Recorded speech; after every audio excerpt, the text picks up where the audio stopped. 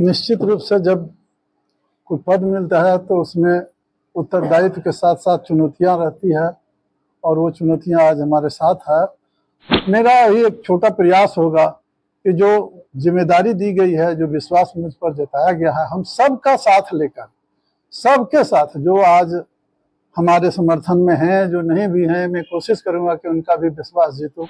जानते हैं कि यहाँ जिला अध्यक्ष के पद पर लगभग 14-15 व्यक्ति प्रत्याशी थे। उसमें से कोई एक पर ही कोई मनोनीत किया गया, तो रेस्ट में स्वाभाविक है कि कुछ तरह की इस तरह के कुछ आएगा, अविश्वास आएगा। आकलन लोगों का है ना, ये मिथ्या आकलन है, गलत आकलन है।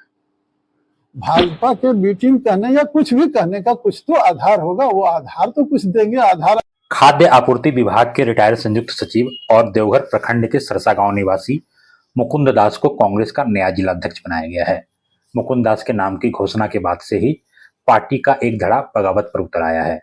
स्थिति यह है कि कांग्रेस के प्रदेश सचिव अवधेश प्रजापति ने मुकुंद दास को भाजपा की बी टीम तक कह दिया है। उन्होंने सोशल मीडिया पर इस आशय का पोस्ट भी डाला है। पार्टी के अंदर हो रहे विरोध, नए जिलाध्यक्ष के तौर पर संभावित चुनौतियां और भविष्य की कार्य योजना को लेकर कांग्रेस के नए जिलाध्यक्ष मुकुंद दास ने मीडिया से खुलकर बातचीत की। उन्होंने बिना किसी का नाम लिए कहा कि भाजपा की बी टीम कहने वालों के पास इसका कोई प्रमाण या आधार है क्या। मुकुंद दास का कहना है कि नाराज पार्टी नेताओं को मनाएंगे और सभी को साथ लेकर चलेंगे ताकि संगठन को मजबूत कर सकें। निश्चित रूप से जब कोई पद मिलता है तो उसमें उत्तरदायित्व के साथ साथ चुनौतियां रहती है और वो चुनौतियां आज हमारे साथ है। मेरा ये एक छोटा प्रयास होगा कि जो जिम्मेदारी दी गई है, जो विश्वास मुझ पर जताया गया है, हम सबका साथ लेकर, सबके साथ जो आज हमारे समर्थन में हैं, जो नहीं भी हैं, मैं कोशिश करूंगा कि उनका भी विश्वास जीतूं और उनसे व्यक्तिगत भी संपर्क करके सबका साथ लेकर मैं गांव-गांव तक, टोले-टोले तक संगठन को और मजबूत करूंगा। क्योंकि 2021 जनवरी तक मैं सरकारी सेवा में कार्यरत रहा और उस सेवा के उपरांत भी मुझे सेवानिवृत्ति के बाद भी कुछ ब्रेक के बाद लगभग 8 महीने तक मुझे शिक्षा विभाग में भी एक पद पर कॉन्ट्रैक्ट के रूप में काम करने का अवसर मिला। मैं वहाँ भी काम किया हूँ। तो मैं अक्टूबर या नवंबर में उस कार्य से मुक्त हुआ हूँ और उसके बाद अक्टूबर या नवंबर 22, उसके बाद में दिसंबर, संभवतः दिसंबर जनवरी में यहाँ योगदान किया हूँ एक कांग्रेस के एक सामान्य कार्यकर्ता के रूप में।